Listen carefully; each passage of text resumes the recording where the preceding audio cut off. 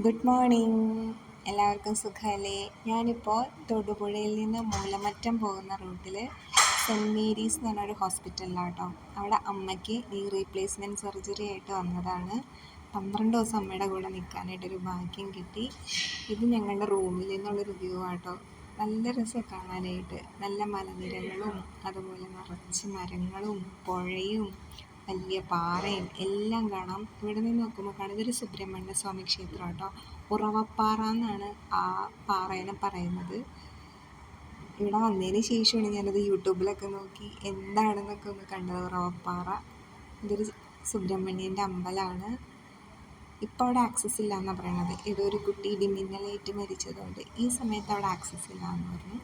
എന്നാലും നമുക്കിവിടുത്തെ കാഴ്ചകൾ കാണാനായിട്ട് നല്ല അടിപൊളിയാട്ടോ റൂമിൽ നിന്നൊക്കെ. പിന്നെ അമ്മയുടെ കൂടെ 12 ദിവസം നിൽക്കാനായിട്ട് എനിക്കൊരു ഭാഗ്യം കിട്ടി. അമ്മയുടെ കൂടെ നിൽക്കുന്നില്ല എന്നൊരു പരാതിയായിരുന്നു. അതിപ്പോൾ 12 ദിവസം എനിക്ക് അമ്മയുടെ കൂടെ നിൽക്കാൻ പറ്റി. എല്ലാവരുടെയും പ്രാർത്ഥന കൂടി ഉണ്ടാവണം അമ്മ പെട്ടെന്ന് റിക്കവറി ആയിട്ട് വരാനായിട്ട്.